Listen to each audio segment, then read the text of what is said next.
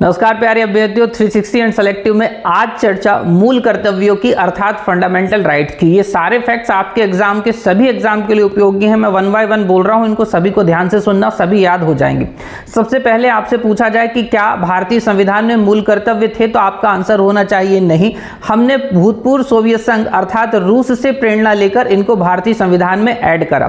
तो इसी के तहत बात आती है कि इनका उल्लेख कहां पर मिलता है, तो आप बोलोगे ये भारतीय संविधान के भाग 4 का और अनुच्छेद 51 का के अंतर्गत वर्णित है या मेंशन है। इसी के साथ साथ इनकी प्रकृति पूछी जाएगी, नेचर पूछा जाएगा, तो आपका आंसर होना चाहिए ये गैर न्यायिक है या अवाद योग्य है। इंग्लिश में नॉन जस्टिकेबल कहा जाएगा आपको, इसको समझ गए बात को। उसी के साथ साथ आपको यह याद रखना है कि इसकी अनुशंसा या सिफारिश किसने करी थी, रिकमेंडेशन किसने करी थी, तो आपका आंसर होना चाहिए सरदार स्वर्ण समिति की सिफारिश पर, जो कि 1976 में गठित की गई थी।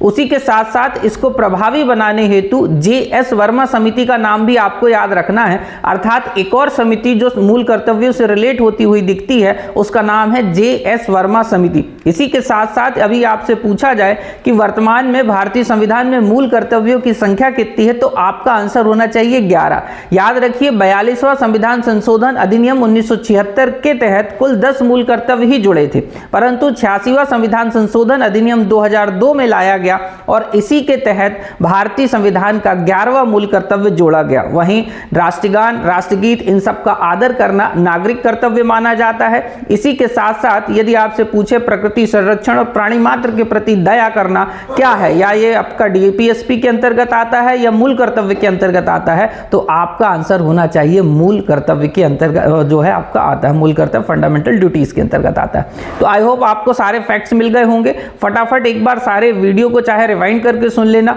मैं फिर से बोल रहा हूं, SSC, PSC, Vyapam, banking, NDA, इन सभी एग्जाम में ये प्रश्न पूछा जाता है और एक प्रश्न अब आपको बिल्कुल याद हो जाएगा और इससे अभी आपका गलत नहीं होगा। मैं मिलूंगा नेक्स्ट वीडियो में। वीडियो अच्छा लग रहा हो तो लाइक और शेयर करें। जय हिंद, जय भारत और बहुत धन्यवाद।